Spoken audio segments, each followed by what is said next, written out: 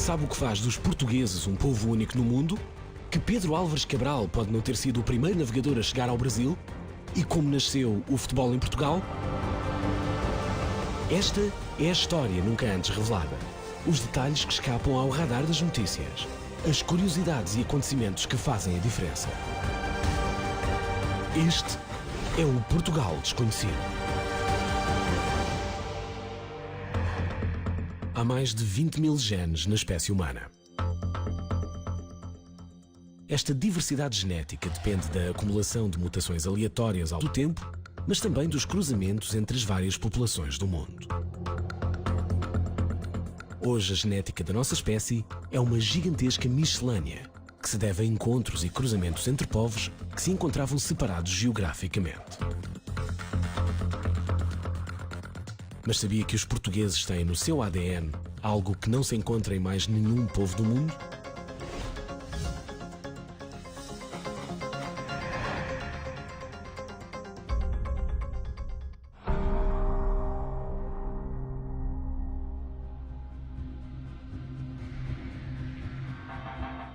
Grande parte da história de Portugal está gravada no seu ADN.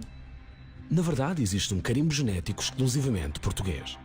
A nossa história e a nossa assinatura genética única devem-se às migrações populacionais que ocorreram nas últimas dezenas de milhares de anos.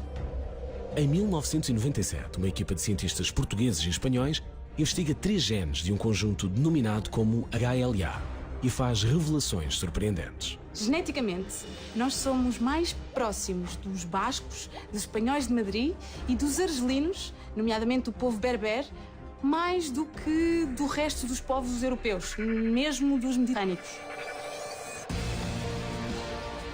Mas algo ainda mais surpreendente salta à vista dos investigadores. Os portugueses têm características genéticas únicas e, para compreendê-las, é preciso explicar o que significa o nome A25, B18, DR15. É o nome de uma sequência de variantes genéticos, uma em cada um desses 3 genes HLA, que só existe na população portuguesa e também em menor proporção na América do Norte e no Brasil, trazida pelos portugueses.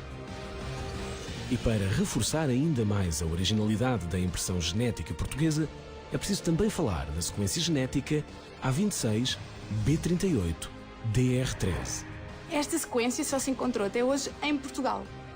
Em que medida então é que estas duas sequências genéticas fazem dos portugueses um povo diferente? São como um carimbo genético português, que foi trazido por, pensa-se, 2 populações paleolíticas, portanto há 20 mil anos atrás, que só habitaram Portugal.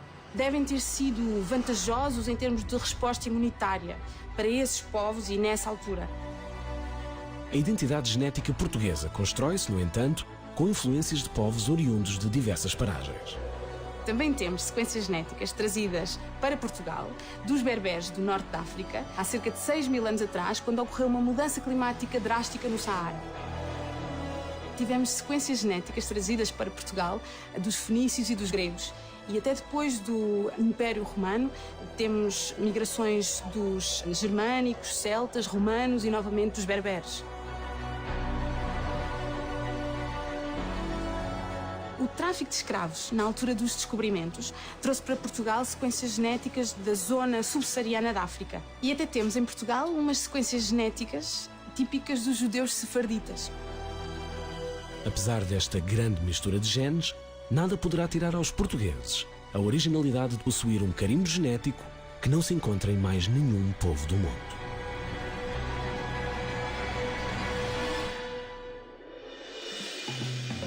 Cinco da tarde, hora do chá. Pelo menos é o que mandam os bons costumes em terras de Sua Majestade. Se lhe juntarmos pão, manteiga e biscoitos, então é porque a tradição ainda é o que era. A mulher do rei Dom Carlos II da Inglaterra foi quem levou esse hábito para a corte. Mas sabia que essa mulher era portuguesa?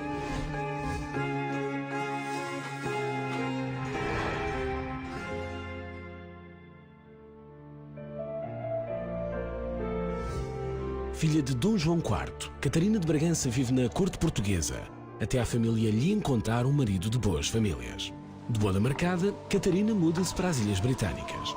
O homem que a irá desposar é Carlos II, rei de Inglaterra. Como a coroa portuguesa está de costas voltadas com Espanha, a aliança é assim feita mais a norte. Catarina de Bragança é, além de tudo mais, uma figura muito importante na política europeia da época. Portugal ainda está à procura do reconhecimento internacional. E é muito importante, nessa altura, ter um país tão poderoso como a Inglaterra do seu lado, a dizer que sim, senhor, ok, Portugal é independente e já não pertence à Espanha outra vez. E é isto que Portugal procura com o casamento de Catarina. Poucos imaginariam que uma mulher que nem sequer sabia falar inglês pudesse mudar tantos costumes na corte britânica. O que os ingleses talvez não soubessem é que Catarina era uma mulher muito culta. Talvez não imaginassem que alguém que tinha nascido no Alentejo, no extremo da Europa, e que poucas vezes saía do Palácio Real quando se mudou para Lisboa, pudesse ser uma pessoa com tanto mundo como era. O casamento celebra-se a 21 de maio de 1662. Tinha a noiva 24 anos. É a última rainha católica da história da Inglaterra, portanto nunca é bem olhada por isso. E depois, também não é bem vista por ser aparentemente infértil. Ela nunca terá filhos e o rei tinha uma célebre vida extraconjugal e tinha muitos bastardos. No entanto, Catarina vai jogando trunfos noutros tabuleiros. Até ao século XVII, o usual era encontrar utensílios metálicos. E entre os nobres, entre os reis e, enfim, a corte, seria o ouro ou a prata. A porcelana tinha a grande vantagem de conservar o calor dos alimentos. A seguir, vem o chá. Tanto quanto sabemos, é Catarina de Bragança que implementa a tradição de se beber chá de qualidade entre as pessoas mais nobres de Inglaterra. E é interessante também pensar até hoje, como nós dizemos, a falta de chá. Dizemos que alguém tem falta de chá quando não tem educação ou quando não tem maneiras. Tem a ver com a questão do chá ter entrado pela aristocracia. Portanto, separava as pessoas. Quem bebia chá era quem tinha educação. Nenhum destes costumes teria ganho o simbolismo que hoje lhe é atribuído, se não fosse a rainha nascida em Vila Viçosa.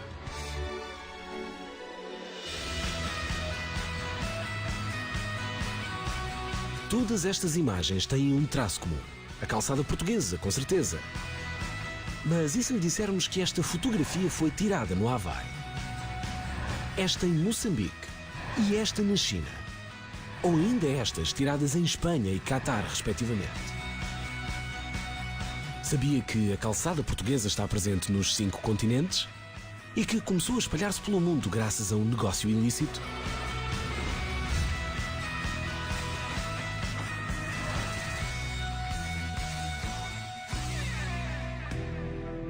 Eis como o calcário se pode transformar em arte. Pancada após pancada, a pedra assume formas de padrões e desenhos que decoram ruas um pouco por todo o mundo. Calçada portuguesa é uma técnica do próprio desenho, com técnicas de partir a própria pedra. A calçada, digamos assim, calçada dura e pura, é pedras no chão. Isso todos os países fazem. Esta é a calçada portuguesa em todo o seu esplendor. Surge em meados do século XIX e inspira-se no mosaico italiano, que é feito com vidro, cerâmica e outros materiais nobres. São utilizados materiais da própria região, retirados aqui da zona de Lisboa, os calcários, os basaltos, e é esse aproveitamento que se vai construir as calçadas à nossa maneira. É um desenho singelo, muito mais simples, só através do branco e do preto, e isto caracteriza a própria definição de calçada portuguesa. Em 1842, o governador de armas do Castelo de São Jorge, tenente Eusébio Pinheiro Furtado, manda calcetar algumas ruas adjacentes ao monumento. O trabalho é feito por prisioneiros. Foi um sucesso enorme, porque as próprias lamas e as próprias águas drenavam com facilidade, a sujidade deixava de ser um problema. A partir daí, é apresentado o projeto à Câmara Municipal de Lisboa para pavimentar a principal praça alfacinha, que era a Praça do Rossio. O desenho da ondulação, que tantas vezes inspira a calçada portuguesa, bebe inspiração num quadro italiano.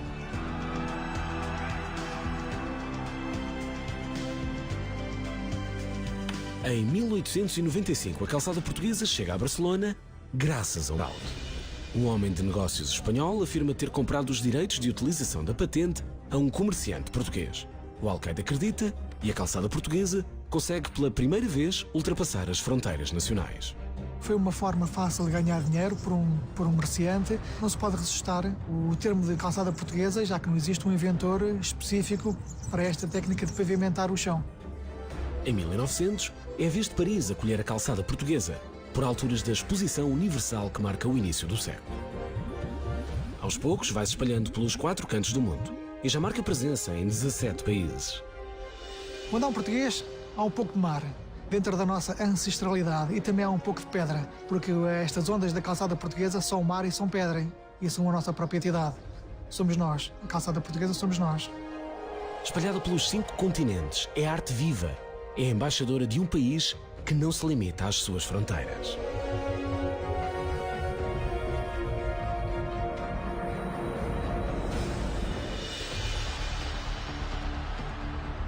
Em Portugal, o futebol move paixões, arrasta multidões, faz parar o país. Mas façamos uma viagem no tempo, até ao século XIX.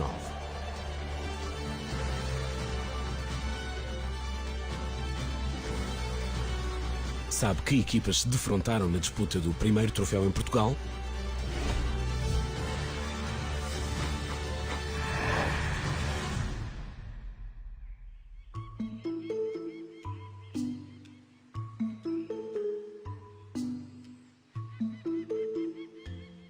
O jogo tem lugar precisamente neste local, ou seja, no campo do Porto Cricket Club. Era um campo de cricket e eles, já à época, tiveram que o transformar num campo de futebol. Não era um campo relevado, era um campo de terra batida, tinha alguns buracos, era ligeiramente descendente em determinadas zonas junto das balizas. Frente a frente estão uma seleção de jogadores de Lisboa e outra de jogadores do Porto. Corre o dia 2 de março de 1894. E está em jogo a taça Dom Carlos I. Praticamente metade de cada equipa é constituída por jogadores ingleses e a outra parte por jogadores portugueses. Precisamente no ano em que há a introdução do futebol em Portugal, em 1888, já decorre a primeira liga profissional de futebol em Inglaterra. Portanto, vejam o próprio atraso que tinha a assimilação do futebol em Portugal, mas ele depois acaba por ser um processo relativamente rápido. A partida está combinada desde outubro de 1893. No entanto, apenas 6 meses depois se consegue organizar a viagem dos jogadores. Nessa altura, a equipa de Lisboa viaja de comboio até ao Porto.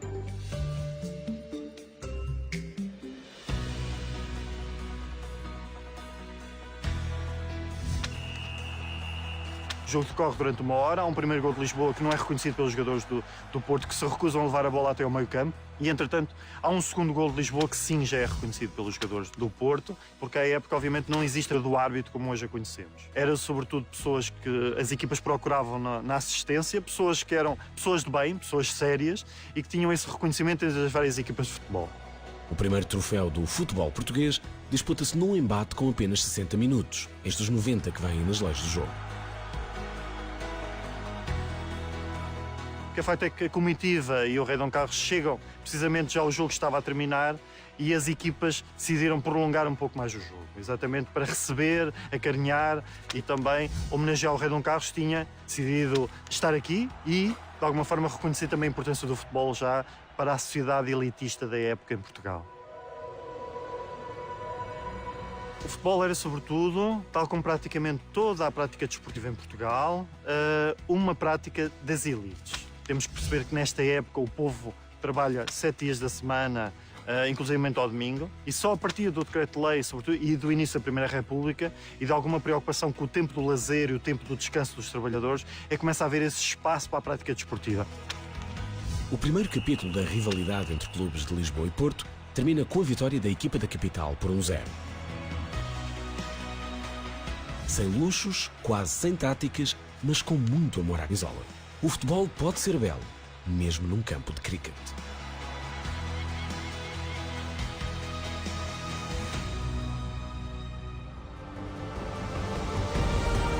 Sabe qual o segredo mais bem guardado do Alentejo? E qual o símbolo de Portugal mandado construir pela Alemanha? Pessoas que mudaram a história sem ser reconhecidas. Acontecimentos que ajudam a definir a nação tal como hoje a conhecemos. Este é o Portugal desconhecido.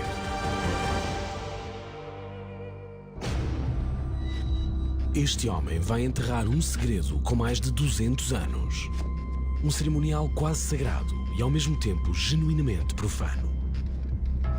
As garrafas estão prontas para ficar um palmo abaixo da terra. Sabia que este ritual é único em Portugal e acontece na pequena vila transmontana de Boticas?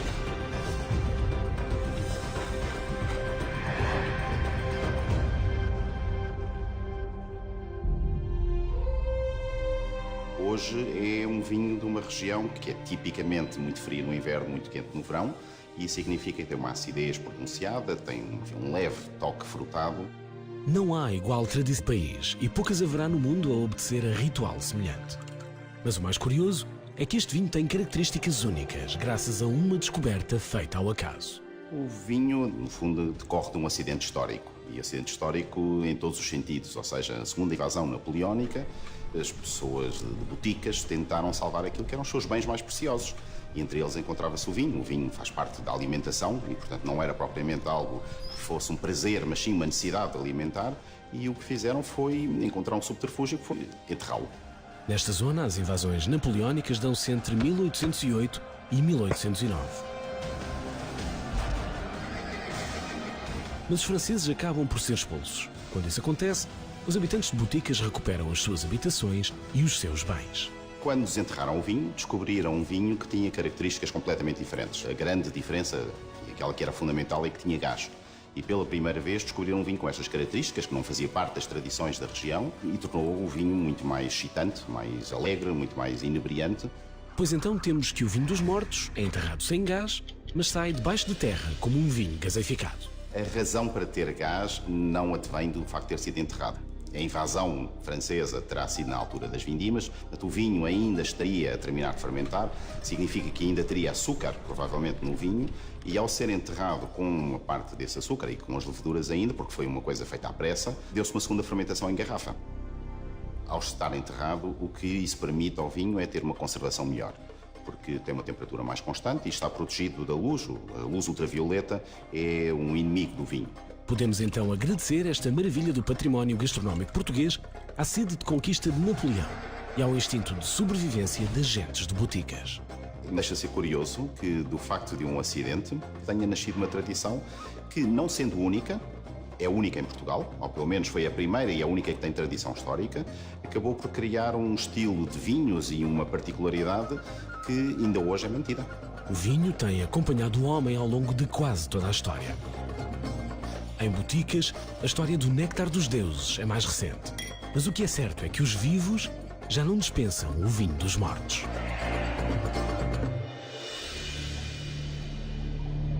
Este voraz predador vive no Atlântico Norte em águas cujas temperaturas variam entre os 2 e os 8 graus. O seu habitat natural situa-se entre a Terra Nova, no Canadá, e a Islândia e a Noruega, na Escandinávia. Estamos a falar do bacalhau, o fiel amigo, prato típico português. Mas como terá este peixe ganho o estatuto de símbolo da gastronomia do país se apenas existe no Atlântico Norte?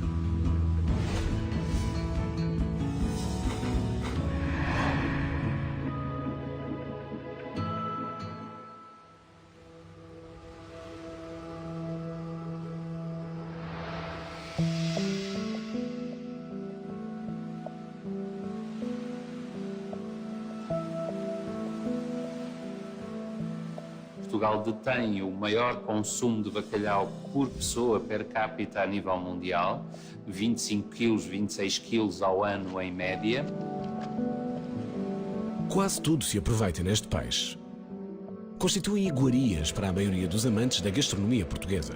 Provavelmente foram os vikings, os povos a que nós chamamos vikings do norte da Europa, que na Idade Média, a partir do século XI, provavelmente trouxeram para a Europa do Sul os primeiros bacalhaus. Em Portugal, no Reino de Portugal, começa-se a consumir bacalhau em larga escala, seguramente no início do século XVI, pelo menos. Durante os descobrimentos portugueses, constitui peça vital na alimentação dos marinheiros que, em longas jornadas sem pisar terra firme, cruzam os 7 mares.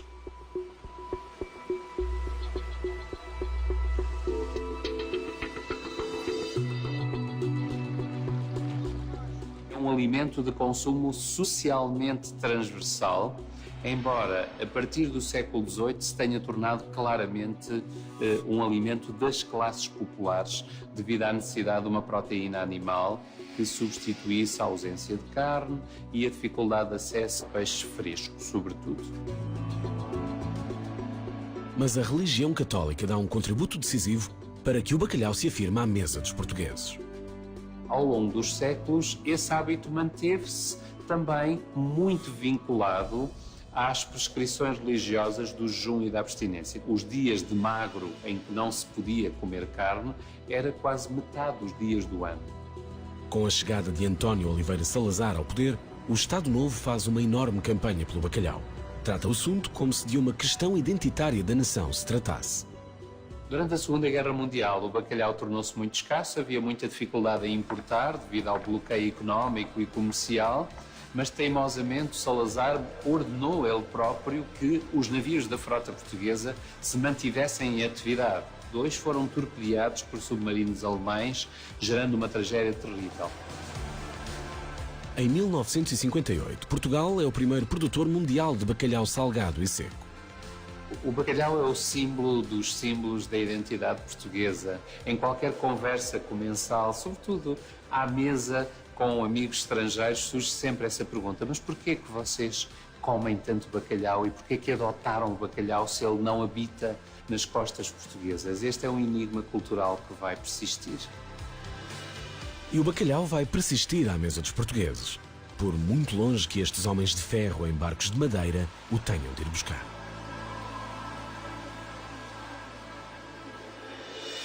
Silêncio, que se vai cantar o fado. Oh, Rua do Capelão. Este é o fado 2 séculos depois do seu nascimento. Trajes de gala, os melhores intérpretes, grandes salas de espetáculo. E este é o fado na sua gênese. Rufiões de voz áspera e corpos tatuados, desordeiros ou marginais, tão rápidos a puxar de um acorde como de uma navalha. Mas o fado de inícios de 1800 canta-se sobretudo por vozes femininas. Sabe quem foi a primeira grande diva deste género musical?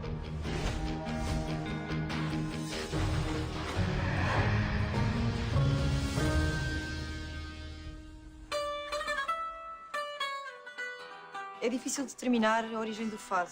Há quem diga que o fado veio dos marinheiros para os bairros históricos, há quem diga que teve influência árabe, ou de sons africanos ou brasileiros. Na verdade, ninguém sabe de onde é que ele vem ainda. Mas para mim, o fado é genuinamente português e ponto final. O fado aparece no início do século XIX em ruas e vielas mal frequentadas. Os primeiros cantores gostam tanto de música como de vida boémia. Muitos deles passam mais tempo atrás das grades do que em palco a cantar. A primeira diva deste género é uma prostituta da capital. Os seus dotes vocais tornam-se tão conhecidos em Lisboa quanto o seu alegado romance com o Conde do Vimioso. Oh, Rua do Capelão. A Maria Severa é o primeiro grande mito do fado. Morreu muito jovem, com 26 anos, mas inspirou outras músicas e também o teatro e o cinema. Como te chama? Severa. Graças a Severa, as prostitutas fadistas passam a ser presença assídua em festas da corte. E graças também aos burgueses endinheirados, claro está, que as levavam para apimentar as celebrações. O fado saiu das tascas e das tabernas e chegou às elites sociais na década de 1840. A canção cresce e divulga-se, mas mais tarde, em 1926, a ditadura militar impõe a censura a qualquer forma de expressão artística. E o fado não é exceção. O fado foi censurado, assim como a maior parte da criação artística daquela altura. Não interessava que fosse uma mensagem popular ou social subversiva. Fado, futebol e Fátima são os 3 Fs do Estado Novo. Enquanto o povo tiver com que se entreter, não se intromete na política. Houve um interesse político no crescimento do fado. O Salazar percebeu que se podia colar à popularidade das vedetas do momento e que isso seria muito benéfico. Destino, sorte, fatalidade. Assim se escreve a história desta arte, impulsionada por marginais e meretrizes. que nasceu para conquistar o mundo. E agora silêncio, que se vai cantar o fado. Oh, meu cigano adorado, viver abraçada ao fado, morrer abraçada a ti.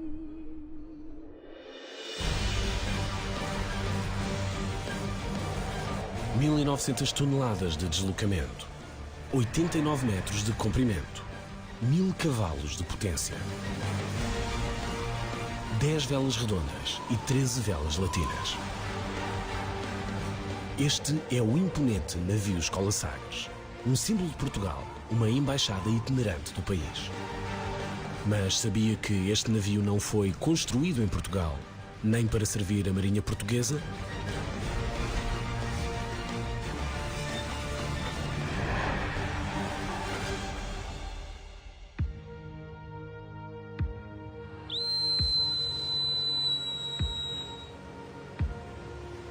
30 de outubro de 1937.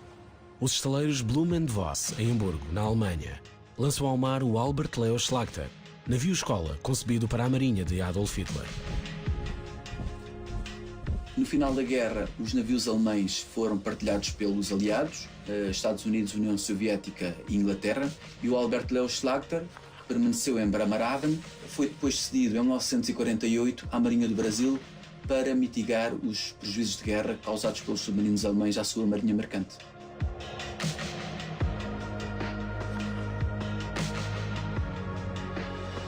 Nessa altura, a embarcação muda de nome e passa a chamar-se Guanabara. Como navio-escola, faz viagens de instrução ao longo da costa brasileira durante 12 anos, até ser abatido ao efetivo.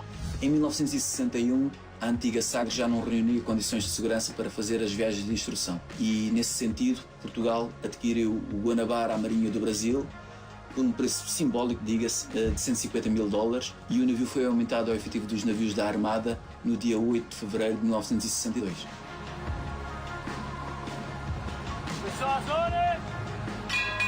A 23 de junho do mesmo ano, o navio chega a Lisboa, já com o nome de Navio Escola Sagres. Nestes 55 anos ao serviço de Portugal, o navio Escola Sagres percorre mais de 600 mil milhas náuticas, o equivalente a mais de 28 voltas ao mundo.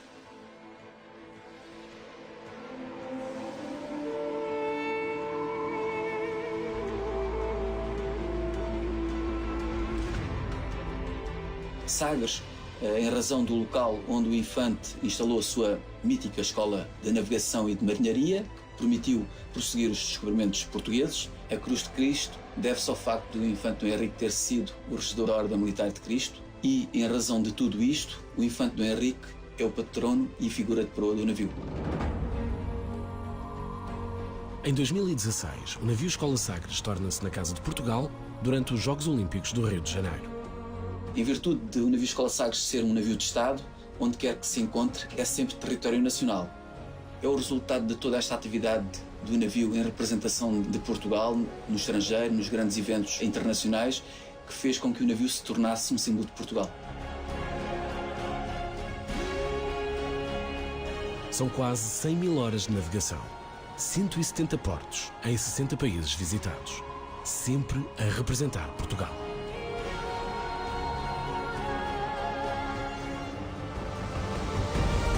Sabe qual foi a primeira tarde de glória da seleção portuguesa de futebol? E como simples estacas de madeira podem levantar uma cidade dos escombros? Coragem, ousadia, conhecimento são apenas algumas das qualidades de muitos portugueses que marcaram a história. Um pequeno país que deixou um grande legado ao mundo. Este é o Portugal desconhecido. Está com fome? Então talvez seja melhor não ver as imagens que se seguem. Começamos por um Aki Nambanzuke, para depois nos deliciarmos com este saboroso Chicken Nambam. E se na barriga ainda couber um doce, então sugerimos o Kiran Somen. Estamos a falar de iguarias tradicionais japonesas, mas sabia que todas elas se inspiram na cozinha portuguesa?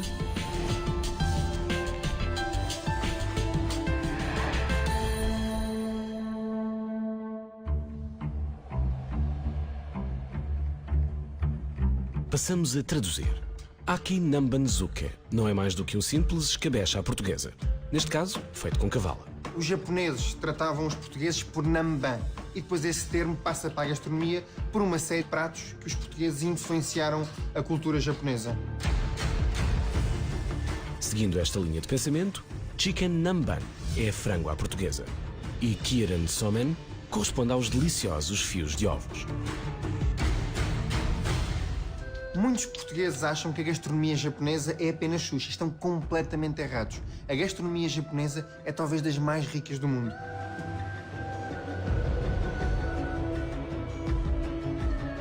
Na verdade, a própria tempura, um dos pratos mais conhecidos da gastronomia nipónica, apenas se torna popular depois dos portugueses levarem peixinhos da horta para o Japão.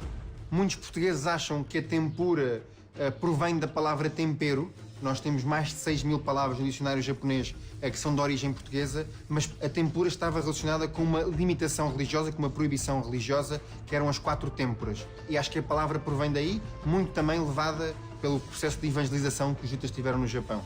Quando os jesuítas pisam solo nipónico em 1543, apercebem-se da extrema pobreza em que vive o povo e decidem missionar através da comida. A comida tem sempre esta característica fantástica, é nos ligar, garantir que somos capazes de olhar nos olhos uns dos outros e a partir daí comunicar. É mais fácil comunicar quando nós estamos a comer e de preferência coisas boas.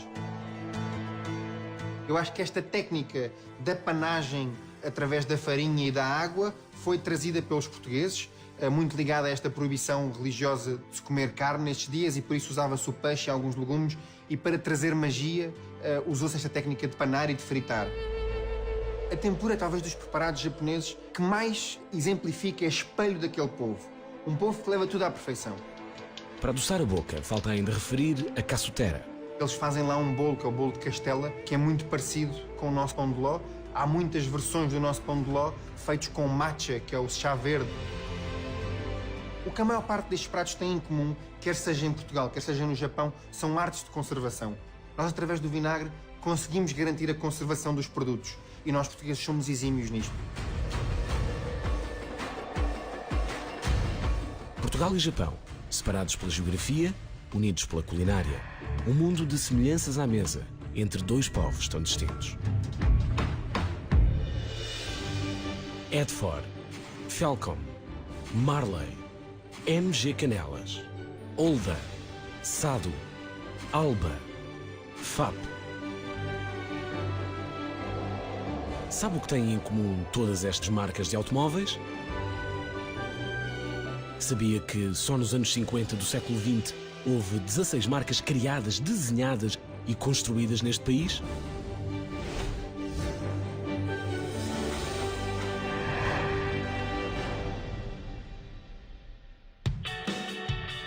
Hoje não há fabricantes com selo português, mas a intenção de construir viaturas no país remonta aos primórdios da própria história do automóvel. A partir dos anos 30 surgem a Edford, a Marley e a Alba.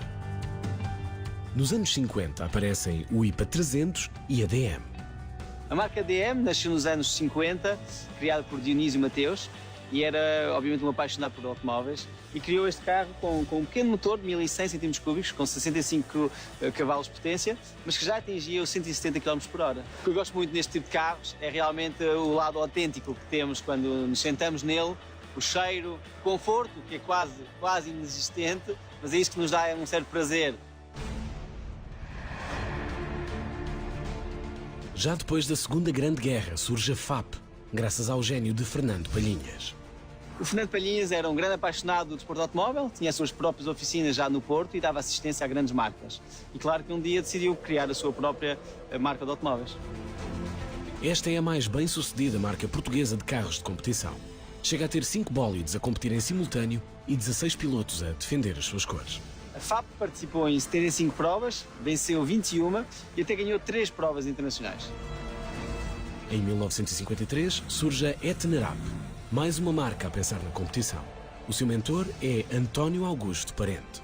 É uma história curiosa, ele era fabricante de bicicletas, só que um grande fanático de automóveis e por isso decidiu criar o seu próprio veículo. Pegou num chassi de um Fiat 1100, uma carroceria em alumínio e tudo estampado à mão.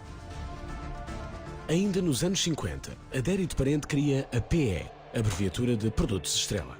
Esta marca assina a produção de autocarros, viaturas ligeiras e de competição. Curiosamente, Adérito não é parente, nem sequer conhecido, de António Augusto, um outro parente, o pai da Etnerap. Nos anos 70 e 80 surgem a SADO, a UMM e a Portar. A UMM, também dedicada ao segmento do todo-terreno, chega a participar no Rally Dakar.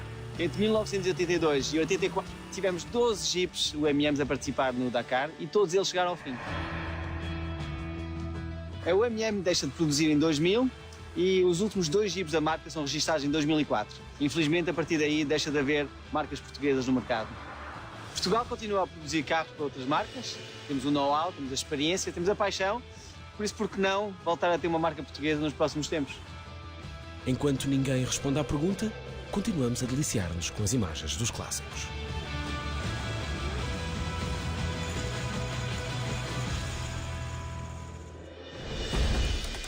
Este hotel termal, agora em ruínas, já foi um paraíso para quem busca curas milagrosas. Acreditava-se que as suas águas eram capazes de sarar até as maleitas mais resistentes. Mas isso foi há quase 100 anos. O que tinham estas águas de tão especial?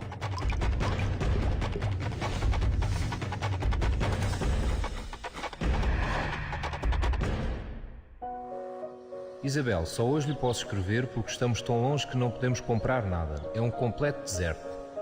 A água é sublime, os ares são deliciosos, tratam a gente muito bem, as comidas são boas e encontramos cá uma rapaziada muito compincha de Lisboa. Estas linhas, escritas pela mão de um hóspede, ilustram os tempos áureos do Hotel Águas Rádio.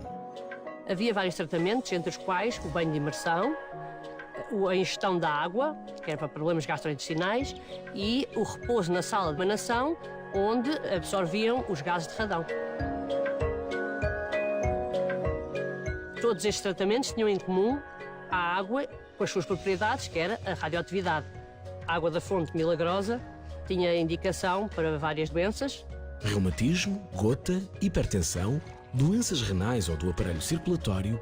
É para estas maleitas que os pacientes procuram cura nas termas do chão de pena nos anos 20 do século passado.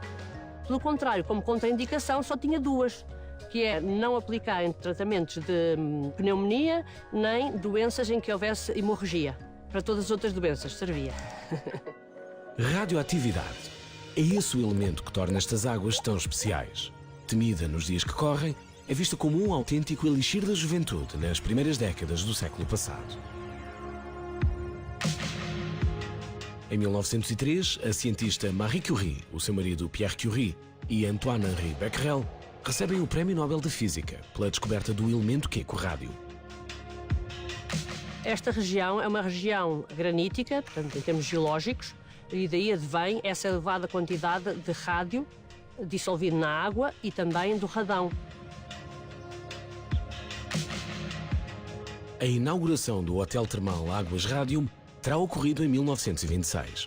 O hotel tinha 40 quartos e no auge da atividade, em 1941, chegaram a fazer-se 1.500 banhos. Também é de notar que em 1938 saíram daqui 37 mil litros de água engarrafada. Estas águas são consideradas por uma revista da especialidade como umas das mais radioativas do mundo.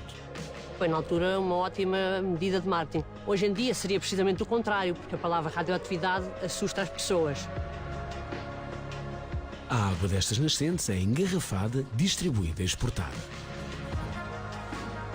Entretanto, começam a ser descobertos os efeitos nocivos da radioatividade.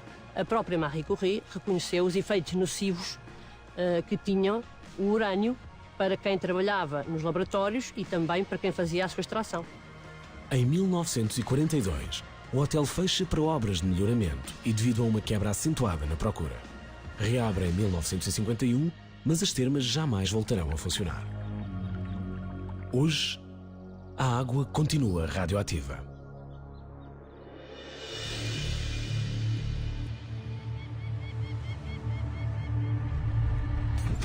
(1 de novembro de 1755, a Terra treme 3 vezes no espaço de 10 minutos e arrasa Lisboa.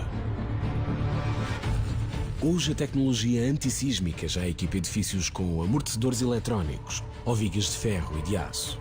Mas no século XVIII, nada pode salvar a capital portuguesa. Depois da catástrofe, materiais frágeis à primeira vista assumem papel de destaque na reconstrução. Como podem muitas das estruturas criadas há 250 anos ainda segurar literalmente parte da capital portuguesa?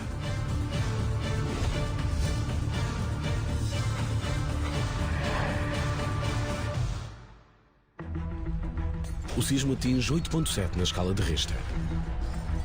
Uma multidão em desespero foge na direção do Porto de Lisboa, procurando segurança em campo aberto. Estas pessoas estão longe de imaginar que a ameaça seguinte virá precisamente das águas que banham a capital. Foram 3 ondas que atingiram toda a zona ribeirinha de Lisboa e muitas das pessoas que estavam na beira-mar da altura, eventualmente para correr para espaço aberto, acabaram também por ser apanhadas por essas grandes correntes de água e acabaram por morrer no local.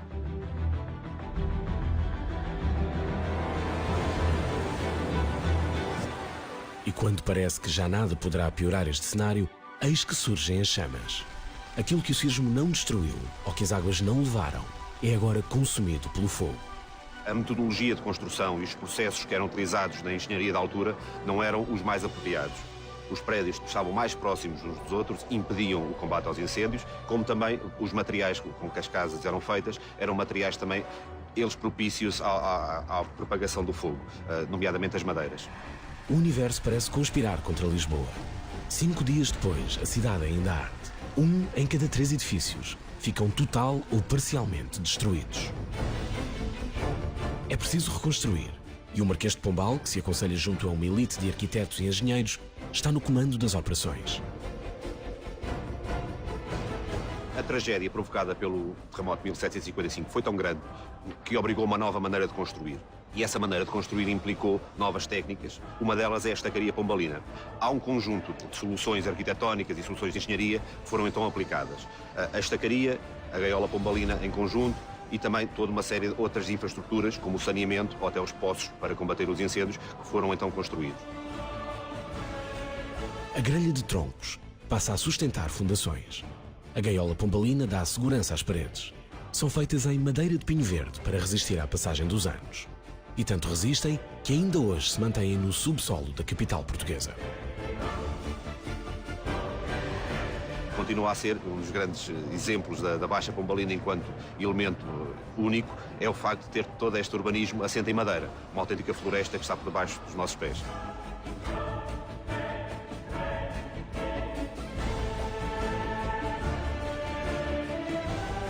Uma das situações que causa mais admiração ao público prende-se com a conservação da madeira debaixo do solo.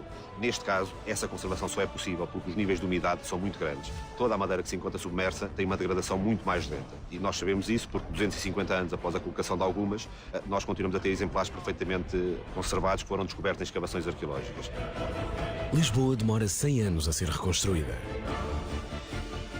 A maioria dos especialistas defende que um sismo como o de 1755 pode acontecer a qualquer altura. Mas a verdade é que, até hoje, a natureza ainda não pôs à prova a visão de futuro do Marquês de Pombal.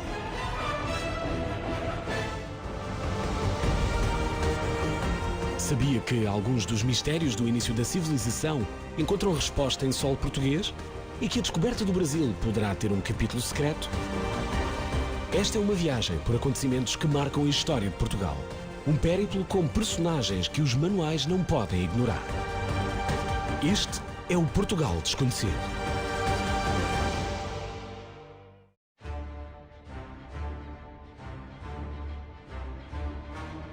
Estas paredes são testemunhas de incontáveis batalhas. De atos heróicos, da história que se escreve com sangue e suor. Portugal é um país rico em castelos, mas as suas muralhas altas e pouco espessas passam a ser obsoletas graças à evolução da artilharia nos séculos XVII e XVIII. É então que surgem as fortificações em forma de estrela, mais baixas, mais seguras, de paredes mais grossas. Sabia que o maior sistema de fortificações deste género em todo o mundo se situa na cidade de Elvas?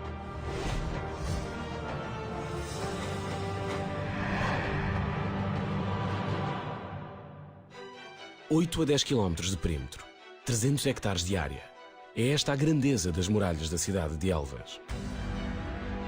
Elvas era denominada, foi denominada a partir do século XVII como a chave do reino, porque era a chave para entrar em Portugal. Estamos fronteira com a Espanha, mais perto de Lisboa, e para conquistar Portugal era necessário conquistar a cidade de Elvas. O engenheiro holandês Cosmander, auxiliado por outros mestres, inicia o projeto no século XVII. É preciso defender a chave do reino dos invasores espanhóis. Já era facilmente bombardeável a cidade e as fortificações de Elvas. Portanto, é imperioso que aqui se construa uma grande fortificação. Em 1763, depois da Guerra dos Sete Anos, o rei Dom José I diagnostica várias lacunas na defesa nacional.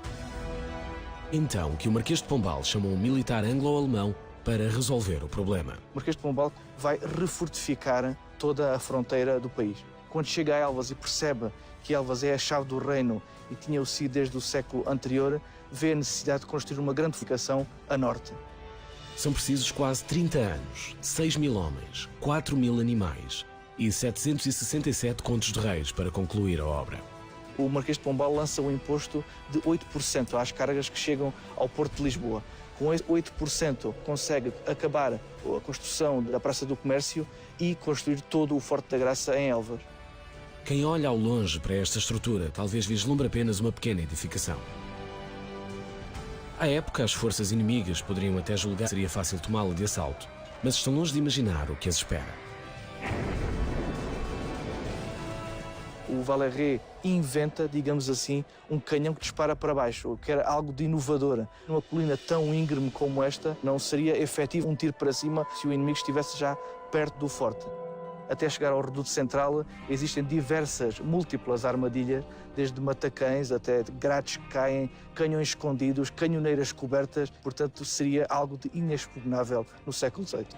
Do ponto a norte vai encontrar covas de lobo, que são uma técnica de defesa. Basicamente são covas na rocha, que depois eram tapadas com colmo e palha e que tinham um grande espigão no seu interior. Facilmente, quem atacasse o Forte Norte caía nessas covas de lobo e era facilmente morto também. Jamais algum invasor logra chegar ao reduto central do Forte da Graça. Património Mundial da Humanidade desde 2012. Talvez hoje Portugal também possa agradecer a sua independência. É esta obra à frente do seu tempo.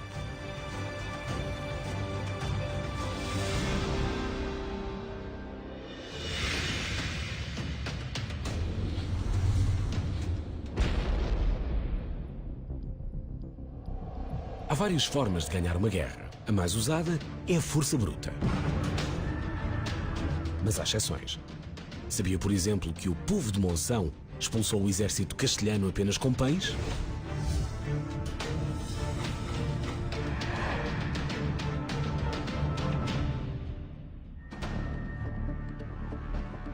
Recuamos então até à Segunda Guerra Fernandina, entre 1372 e 1373. Em 1372, segundo Fernão Lopes, Pedro Rodrigues Sarmiento, o adiantado da Galiza, invade Portugal pelo Minho e toma algumas fortalezas e trava também duros conflitos em Barcelos e em Faria. E terá sido nesse ano, no contexto dessa invasão, que ocorreu o cerco de Monção. As provisões começam a escassear na fortificação, mas lá fora a situação não está muito melhor. Aproxima-se o ponto de ruptura. O abastecimento, quer de alimentos, quer de água, poderiam resultar no final de um cerco, que é de ambas as partes. Também as próprias condições de higiene, que poderiam facilitar a propagação de doenças e dar assim por terminado o cerco. Neste ponto, uma das partes iria ceder, restava perceber qual é que seria primeiro. Da muralha para dentro apenas restam parcas reservas de farinha. Nada mais há para comer.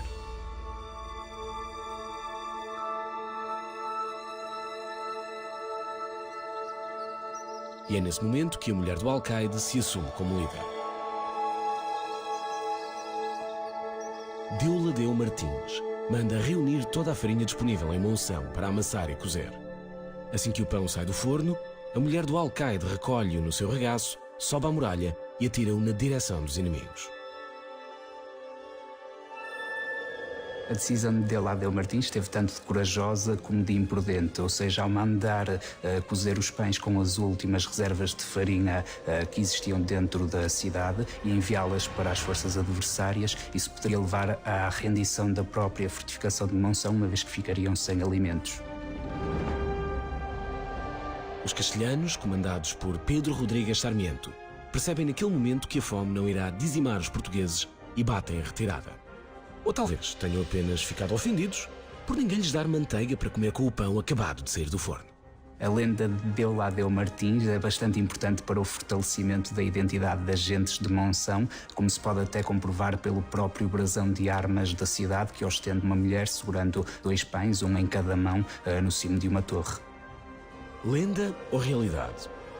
O que é certo é que Deoladeu tem lugar cativo por entre as heroínas nacionais. Castela ataca com armas, Monção contra-ataca com pães. Moral da história, os pães vencem a batalha.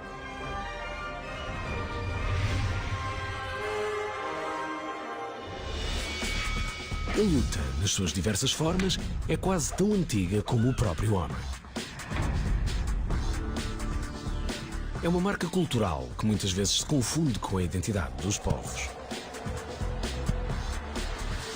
Por exemplo, estes senhores apenas querem uma boa galhofa. Mas galhofa à moda de Trás-os-Montes implica boa preparação física, uns valentes tombos e determinação para chegar à vitória. Sabia que a galhofa é a única luta corpo a corpo de origem exclusivamente portuguesa?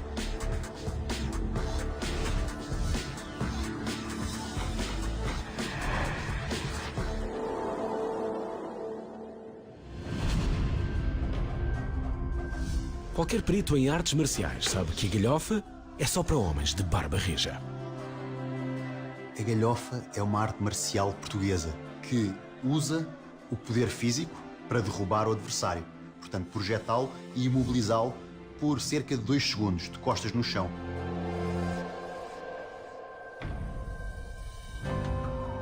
Os povos celtas que povoam parte da Península Ibérica são os criadores desta forma de passar serões entretidos.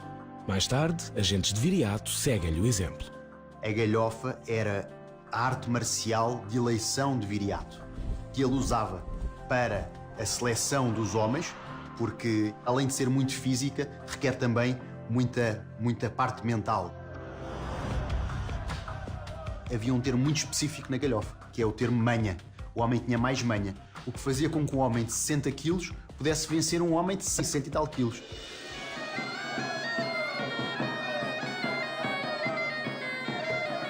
Temos também a parte do ritual de iniciação, da passagem da vida de rapaz para a vida de homem. Se nós virmos este panorama, é um panorama de festa.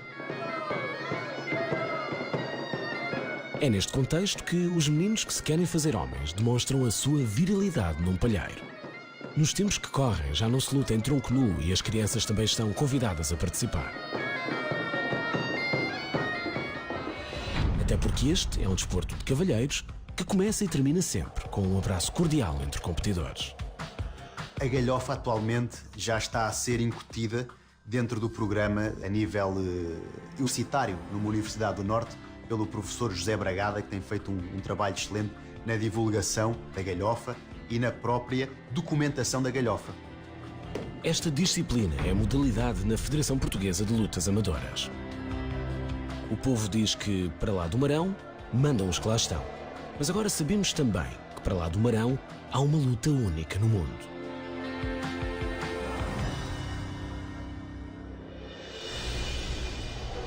Este é o Cromlech de Stonehenge, no Reino Unido.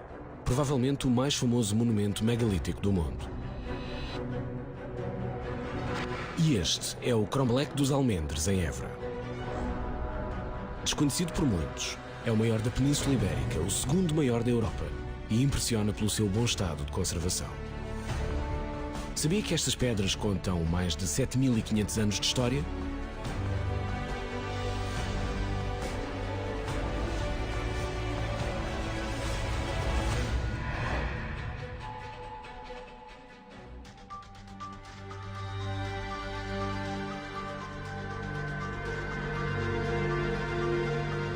É um monumento excepcionalmente maior que a maioria dos recintos megalíticos na Península Ibérica.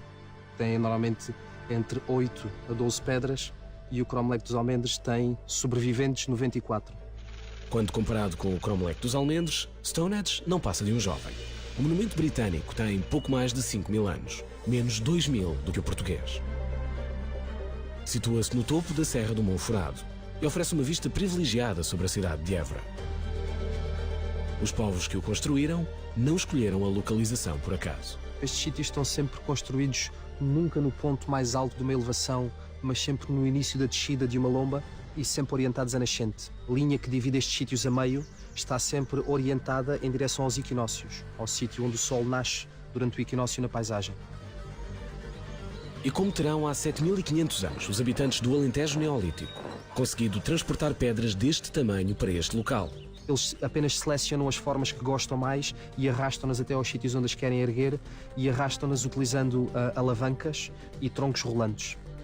Na verdade, algumas das pedras, principalmente na parte de baixo do monumento, são tão pequenas e naturalmente arredondadas que elas podem ser roladas sobre si próprias. São 94 monólitos, descobertos em 1964 pelo investigador Henrique Leonor Pina, enquanto procedia ao levantamento da Carta Geológica do Gal. Estas pedras podem parecer grandes, mas elas são, na verdade, algumas das pedras mais pequenas que vocês vão ver em monumentos megalíticos do Alentejo.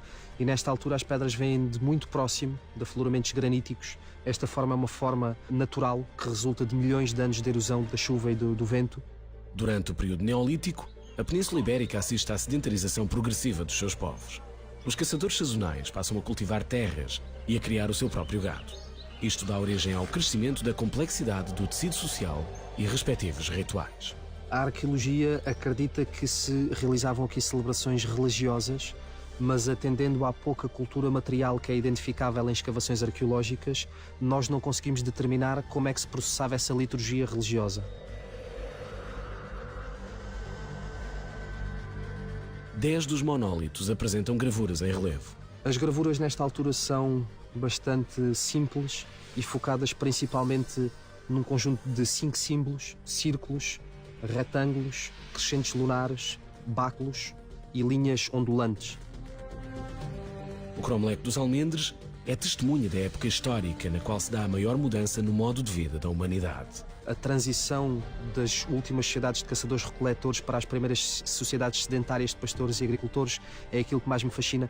Este é o momento em que nasce a arquitetura, a matemática, a astronomia, imaginemos a filosofia também, a religião organizada. Portanto, é para mim um dos momentos mais interessantes da história do homem. Muito já se sabe acerca do Cromlech dos Almendres, mas por mais investigação que se faça, talvez nunca se venha a descobrir todos os segredos que estas pedras poderiam contar.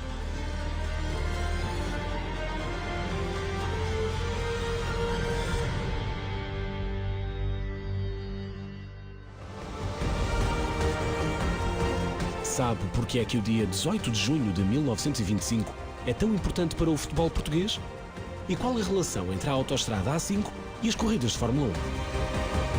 Percorremos o país de les a les para levar até si as grandes histórias que não constam da história. Para dar vida a factos e pessoas que não podem ser esquecidos. Este é o Portugal Desconhecido.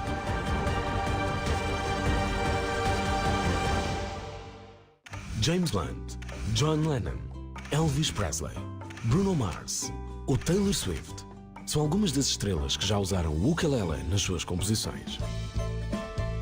Mas sabia que o ukulele talvez nem existisse, não fosse a audácia de um grupo de portugueses? –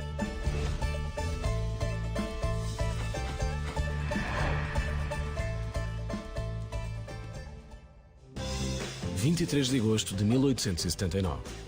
O navio britânico SS Ravenscraig chega à meio da tarde a Honolulu, capital do Havaí, apinhado de imigrantes portugueses. 419 almas oriundas da Ilha da Madeira buscam sustento nos campos de cana-de-açúcar. Acabariam por mudar a história da música no Havaí.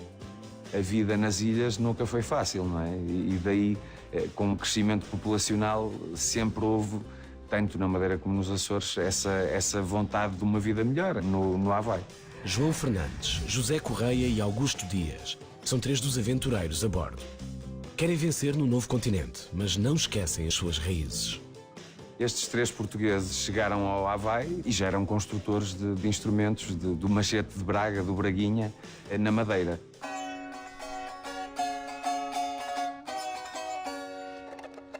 Este é o Braguinha, portanto, que surgiu na Ilha da Madeira, depois de ter chegado o cavaquinho. As diferenças para o cavaquinho são as seguintes. O Braguinha é ligeiramente mais pequeno, tem a escala sobreposta e a afinação, o tuning, é diferente do cavaquinho. Na alegria da chegada, começaram a tocar o Braguinha e aquilo foi imediatamente um sucesso nas ilhas do Havaí. Aos olhos dos havaianos, os dedos dos madeirenses parecem pulgas saltitantes. Daí o nome ukulele, que na língua autóctone do Havaí quer dizer pulga saltitante. Até o rei achou um piadão àquele instrumento com aquele som, com aquela sonoridade. A irmã do rei Kalakaua, do Havaí, terá dito que uku significa prenda e lela significa vir. Daí que ukulele também possa significar prenda que veio de longe. O sucesso é tão grande que Augusto Dias acaba por se dedicar ao fabrico de cavaquinhos no Havaí, tal como Manuel Nunes, outro dos seus companheiros de jornada a bordo do SS Ravenscraig.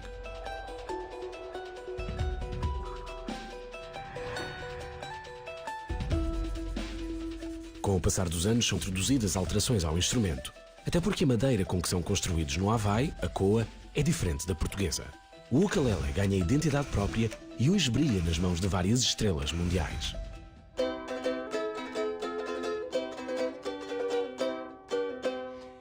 Este é o ukulele, é ligeiramente maior, começou a usar cordas de nylon e a afinação Lá, Mi, Dó, Sol. Ao tocar, toca-se igual à guitarra clássica. O ukulele é um instrumento emblemático da música havaiana. Nascido em terras lusas, imigra para o continente americano, muda de nome e identidade, mas não perde aquele gostinho a Portugal que se escuta a cada acorde.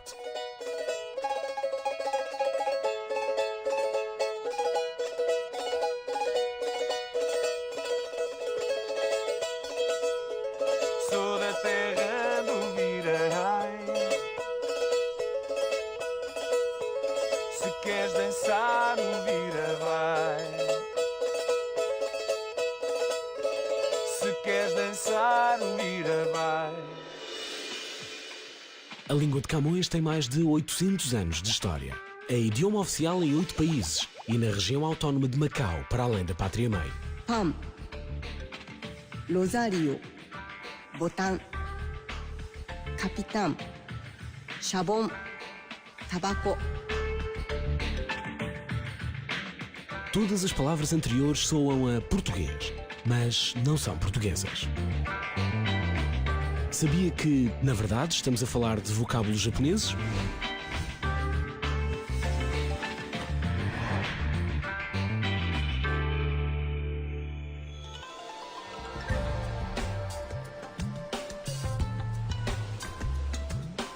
Os portugueses foram primeiros ocidentais a chegar ao Japão em 1543, quando o Japão ainda não se conhecia o mundo ocidental. Então deixou muitas marcas, novidades na sociedade japonesa. Talvez isto possa explicar como é que um país do outro lado do mundo tenha tantas palavras de origem portuguesa. Boro, Bidoro, Cristo. Há, porém, uma palavra japonesa que muita gente atribui erradamente aos portugueses. A palavra arigato quer dizer obrigado. Muita gente pensa que é derivado à origem portuguesa, mas isso não é verdade, porque antes da chegada dos portugueses já existia esta expressão de gratidão no Japão. No entanto, a lista de vocábulos japoneses que bebem inspiração na língua de Camões é muito vasta. Tudo graças a quase 100 anos de convivência intensa e profunda. O contacto com Portugal, naquela altura ao Japão, foi muito importante porque trouxe um vasto conhecimento em todos os níveis, por exemplo, na área comercial e religioso, ou até na medicina e ciência. O primeiro hospital com medicina ocidental foi aberto pelo padre jesuíta Luís de Almeida. Até as espingardas, trazidas de Lisboa, contribuem para acelerar o fim da Guerra Civil, que assolava o Japão há mais de um século. O entendimento entre as duas culturas chega a ser tão grande que os jesuítas publicam em 1603 o primeiro dicionário bilingue entre o japonês e um idioma ocidental. Em 1639, os portugueses foram expulsos, mas foi o tempo suficiente para deixarem a sua marca. A partir do século XV, o português chegou a ser língua oficial em todos os portos asiáticos. Uma língua originária de um pequeno país plantado na orla do Atlântico, mas que é a quarta mais falada no mundo.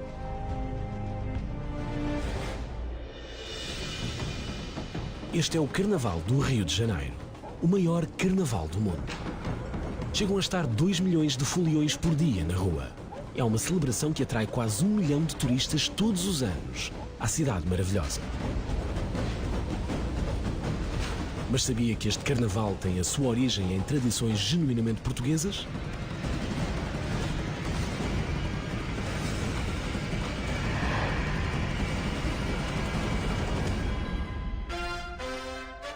Carnaval de Torres Vedras, Portugal. Aqui o carnaval celebra-se há mais tempo do que no Brasil. Não tenho quaisquer dúvidas que Portugal foi determinante nas raízes do Carnaval do Brasil e, de modo particular, no Rio de Janeiro. Corre a quarta década do século XVI. O Carnaval chega ao Brasil graças a migrantes portugueses que atravessam o Atlântico em busca de uma vida melhor. No Brasil do século XVII, as pessoas saíam à rua com os rostos pintados, atirando água e farinha umas às outras. Os escravos também participavam dessas festividades, ainda que separados dos seus senhores. Muitas vezes, os escravos pintavam os seus rostos com farinha, de certa forma para satirizar as autoridades, mascarando-se dessa forma de caucasianos. Em meados do século XIX, o Carnaval do Rio chega a ser proibido. Reprimido nas ruas, é, no entanto, celebrado em festas privadas. Há uma diferença entre o Carnaval das elites e o entrudo das classes mais baixas. Enquanto o primeiro tinha lugar nos salões e casinos, espaços de luxo, o entrudo tinha lugar na rua sem qualquer luxo. Em 1852, um sapateiro português muda por completo a face do Carnaval brasileiro. Graças a José Pereira de Azevedo Paredes, surgem os Zé Espreiras no Rio de Janeiro. Os Zé Espreiras tiveram um papel importante na consolidação das raízes do Carnaval do Rio de Janeiro, porque a partir daqui passaram os cortejos a ter ritmo.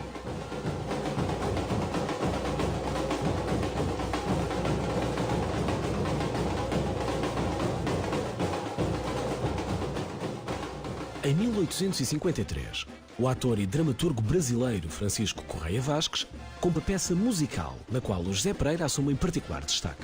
A partir daí, a música chega definitivamente ao Carnaval.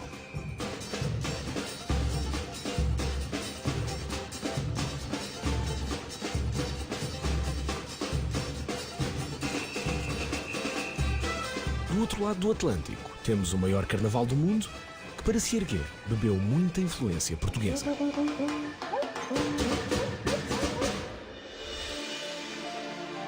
Posse de bola para Portugal, vai Éder, chuta, chuta, chuta!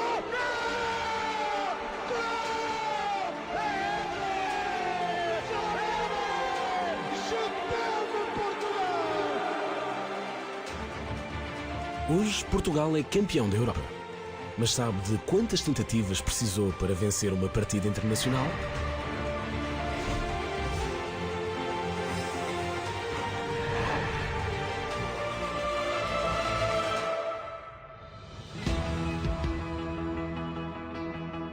18 de junho de 1925. Portugal realiza o 5º jogo internacional da sua história. Tem como adversário a seleção italiana, tida por muitos como uma das mais fortes do velho continente. O futebol italiano começou no século XIX, a nível oficial. O campeonato começou em 1898.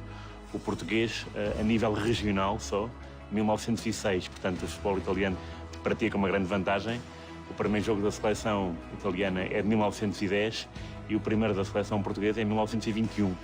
Antes desta partida, Portugal apenas disputara outras 4 de caráter internacional. Todas contra a Espanha, todas com o mesmo resultado: derrota para a equipa das esquinas. Os italianos, com base naquilo que os jogadores espanhóis tinham dito sobre Portugal, Portugal não era grande espingarda, por assim dizer, achavam que estava no papo. E a verdade é que entraram um bocado convencidos da sua superioridade e isso tal não não se verificou. Ambas as equipas alinham com 2 defesas, 3 médios e 5 avançados. Uma tática impensável nos dias que correm. O 3-2-5 era uma tática bastante utilizada. Não havia nuances. Na altura, toda a Europa jogava assim. Era frequente haver resultados muito desnivelados entre o 6 e o 7-0, coisa que agora é muito pouco frequente. O campo do Lumiar está cheio com 15 mil almas sedentas de ver Portugal bater o pé à congénere transalpina.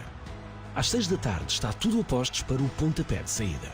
Não é como agora que há metro, as pessoas tinham que ir pelo seu próprio meio a pé ou então de autocarro elétrico. E a verdade é que o jogo era costume o estádio encher 3 horas antes. Mas na altura encheu meia hora, 20 minutos antes. O primeiro momento de êxtase para a multidão acontece aos 39 minutos da primeira parte, depois de um pontapé de canto. O guarda-redes italiano afasta mal a bola. Esta sobra para João Francisco Maia. E o avançado do Sporting não perdoa. Está feito 1-0. A segunda parte foi avassaladora. Os italianos dominaram por completo. Tiveram inúmeras ocasiões de gol, inúmeras mesmo. E, de facto, o guarda-redes Francisco Vieira foi o homem que nos salvou. Ao ponto de, no final do jogo, os italianos o terem de agraciado, por assim dizer, porque foi uma exibição fora de série. Portugal consegue resistir à pressão dos italianos e chega à primeira vitória internacional. Os adeptos irromperam o campo adentro e, obviamente, puseram os jogadores todos em ombros e foram com eles até aos balneários. É uma vitória inesquecível, um pouco à imagem também do gol do Éder com a França no Euro 2016. São momentos gloriosos, porque, de facto, conseguir derrubar a Itália, forte Itália, por 1-0, deu-nos um grande boost de confiança que ainda dura até hoje. O jogo com desfecho mais saboroso tem a assinatura de Éder em 2016. Mas é preciso lembrar que foi João Francisco Maia a abrir o caminho para as vitórias em 1925.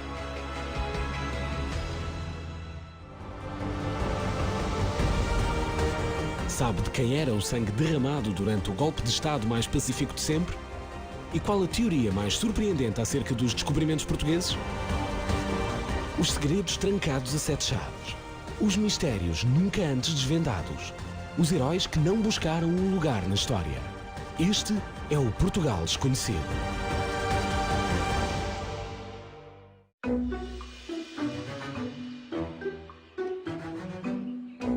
Este é o Parque Florestal de Monsanto, área de lazer e desporto por excelência. E esta é a A5, uma das autoestradas mais movimentadas da área metropolitana de Lisboa. Mas o que lhe vamos contar a seguir não diz respeito a passeios em família, nem a engarrafamentos. Sabia que neste Parque Florestal e nesta autoestrada já se disputou um grande prémio de Fórmula 1? –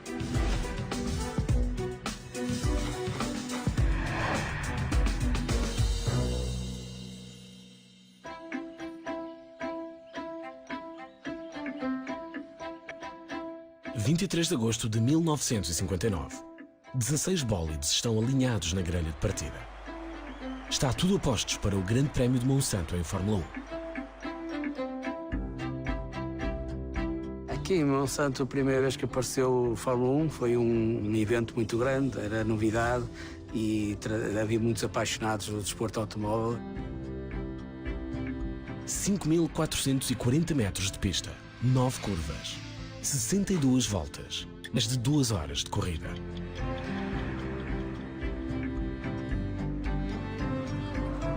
As estradas são bonitas, são muito seletivas, é um percurso muito técnico. O circuito até é bastante grande para o que é costume, mas deixa-nos a sonhar e a olhar para trás numa paisagem tão bonita, saber que começou aqui a Fórmula 1 em Portugal. Neste troço da A5 passam mais de 130 mil carros por dia. É a autoestrada com maior tráfego médio diário em Portugal.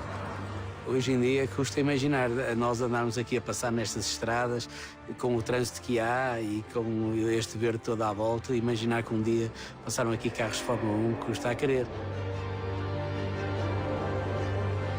Depois de sair em que o circuito passava pelo Parque Monsanto, fazia a estrada de Alvito e acabava na estrada de Queluz, com curvas muito técnicas e que era um grande desafio para os pilotos. Sem velocidades loucas, faz-se aqui um belo passeio. Mas em 1959, os pilotos não estão cá para apreciar a paisagem. Os carros aqui em Monsanto atingiam velocidades de cerca de 160, 170 a hora. Claro que hoje em dia os Fórmula 1 fazem 330, 340, mas de uma maneira muito mais segura. O Grande Prémio em 59 foi ganho por Stirling Moss, um piloto que depois deu grandes vitórias, um piloto famoso. Aquela corrida marca também a estreia de um português na Fórmula 1. Nisha Cabral faz história ao volante de um Cooper Maserati. O Nisha, ao fazer aqui a estreia, foi uma alegria para os portugueses. Abriu o caminho para mais tarde outros portugueses chegarem à Fórmula 1, que foi o meu caso, em 1991. Mais tarde Pedro Lamy, depois o Tiago Monteiro. Acho que o primeiro é sempre importante e marcou uma época. Em 1996, a Fórmula 1 deixa Portugal. Se algum dia regressar, não há de ser a Monsanto nem à autoestrada, com certeza. Mas nestes caminhos, ainda se pode ouvir o roncar dos motores daquela tarde louca de 23 de agosto de 1959. –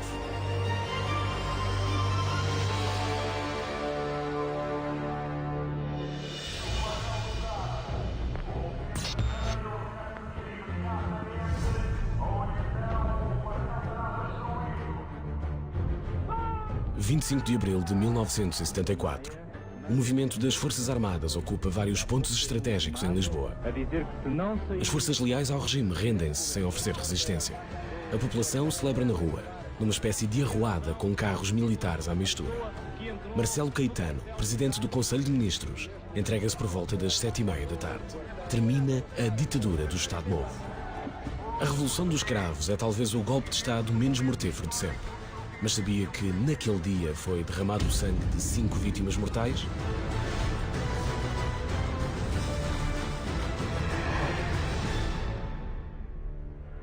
Uma e meia da tarde. Grupos de jovens começam a descer a rua António Maria Cardoso, onde fica a sede da PIDE-DGS, a polícia do regime. Os jovens que no dia 25 de abril desciam a António Maria Cardoso gritavam sobretudo palavras contra a polícia política, a PIDE, morte à PIDE. E também já havia algumas frases contra a guerra colonial. Estamos num momento extremamente importante, assustador. Por volta das 3 da tarde, registram os primeiros disparos vindos da sede da PIDE. Tombam 3 manifestantes. Um acaba por morrer. Fomos obrigados a fugir. Por volta das 20 horas, houve 9 tiros e foi aí, nessa altura, que no posto de comando, o comandante Crespo resolve mandar fuzileiros a António Maria Cardoso para que isso deixe de acontecer. Não houve rendição. Não houve rendição. A fúria das balas da Polícia do Estado rouba a vida a mais 3 pessoas e fere outras 43. Aí é que eu acho que a PIDE-DGS, ao fim e ao cabo, assinou o seu fim em Lisboa. O inspetor Oscar Cardoso, que estava na sede da PIDE com mais cerca de 300 elementos, disse, depois do 25 de abril, ao ser interrogado, que Silva Paes, que era o chefe da PIDE, teria dado ordem de tiro se houvesse desacatos, mas tiros para o ar. Fernando Carvalho Gesteira, 18 anos. José James Barneto, 37 anos. Fernando Luís Barreiro dos Reis, 24 anos. João Guilherme Rego Arruda, 20 anos. Eram jovens, alguns deles que eu penso que não eram politizados e que estavam no lugar errado, à hora errada. Falta ainda contar a história de mais uma vida perdida naquela noite. Trata-se de António Lage, 32 anos, membro da PIDE. Estava a ser revistado por algumas pessoas da população porque se encontrava armado. Terá entrado em pânico, fugiu e a tropa disparou.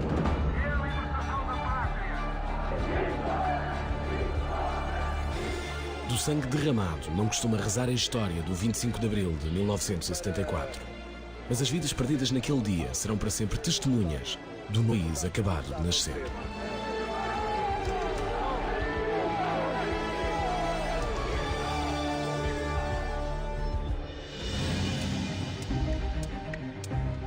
5 de outubro de 1910. A monarquia cai em Portugal e é proclamada a República. Muda-se o hino, a bandeira e a moeda. É criado um busto que simboliza os novos ideais vigentes. Sabe quem é a mulher que serve de inspiração ao busto da República?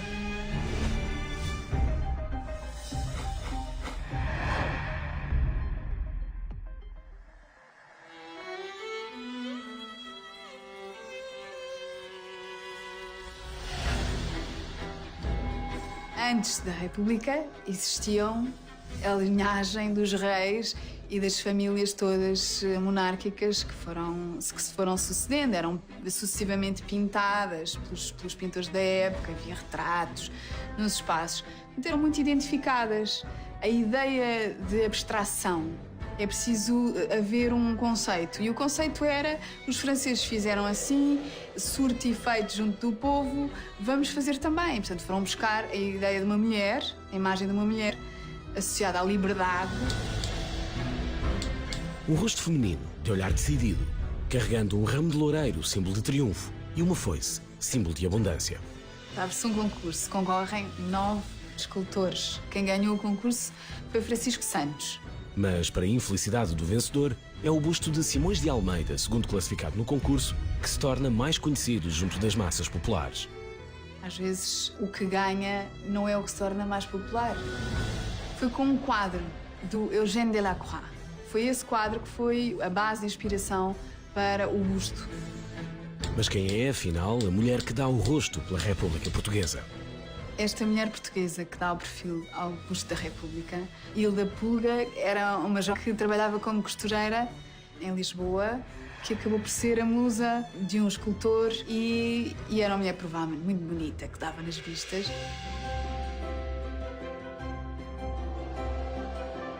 Natural de Arraiolos, teria 18 anos quando posa para o escultor.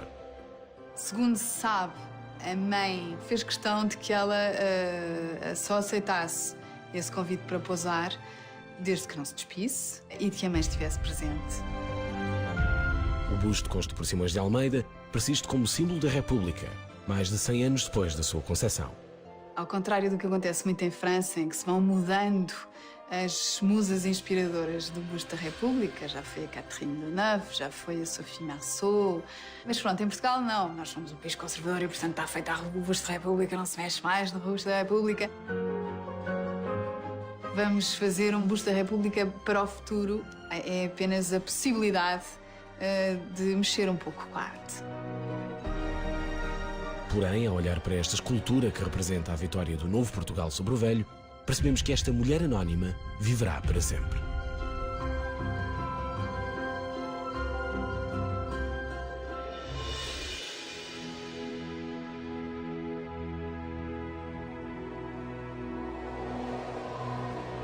Corre o dia 22 de abril do ano da graça de 1500. Pedro Álvares Cabral desembarca no Brasil e dá início a um dos mais importantes capítulos dos descobrimentos portugueses. Mas sabia que, ao contrário daquilo que ensinam os manuais de história, pode não ter sido este o primeiro navegador português a chegar ao Brasil?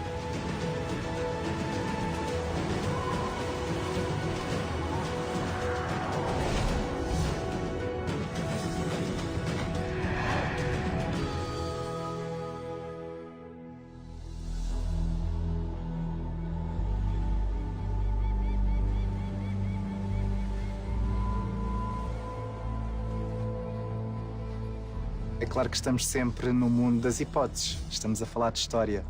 E a história, por si, é algo que não é estático, é dinâmico. Vamos então aos factos que sustentam a teoria. 7 de junho de 1494. Portugal e Castela assinam o Tratado de Tordesilhas, através do qual dividem entre as duas coroas as terras já descobertas e ainda por descobrir fora da Europa.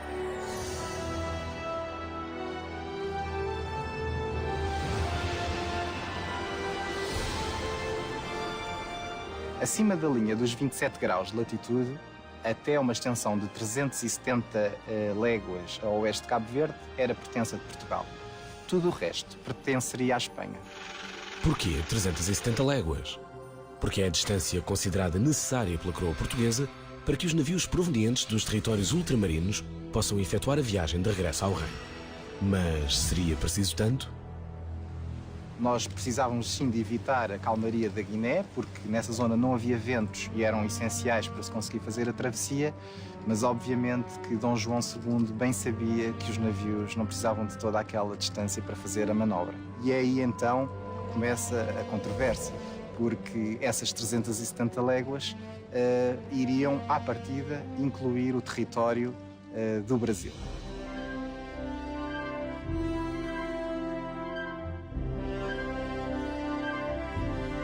Castela aceita as condições do tratado, por não acreditar que haja terra firme dentro do espaço reclamado por Portugal. Mas se Dom João II sabe da existência do Brasil, por que não anuncia imediatamente a sua descoberta? O tratado foi assinado a 7 de junho de 1494. No entanto, havia uma cláusula em que havia ali um período de carência, ou seja, se os espanhóis encontrassem alguma terra, mesmo dentro da área que nos estava consignada até ao dia 20, essas terras ficariam debaixo da alçada de Castela. Muitos historiadores acreditam que a rota de Pedro Álvares Cabral em 1500 demonstra tal grau de precisão que obriga a considerar a possibilidade de já ter sido anteriormente ensaiada. E se não é Cabral o descobridor do Brasil, a quem se deve esse feito?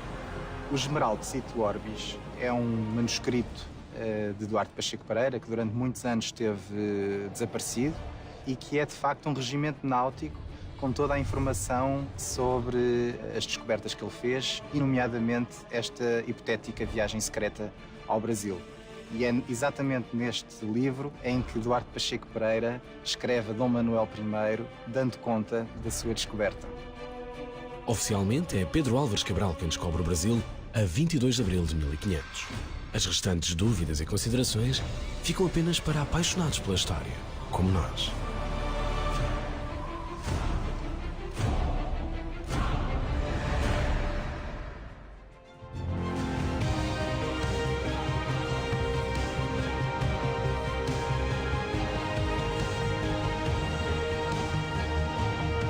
As vitórias inesquecíveis, as maravilhas da gastronomia, os heróis de batalhas épicas, as construções grandiosas. Tudo isto e muito mais faz de Portugal uma nação de conquistadores, de campeões, mas também de gente anónima, que se supera mesmo nas circunstâncias mais difíceis. Tudo isto faz parte do Portugal desconhecido.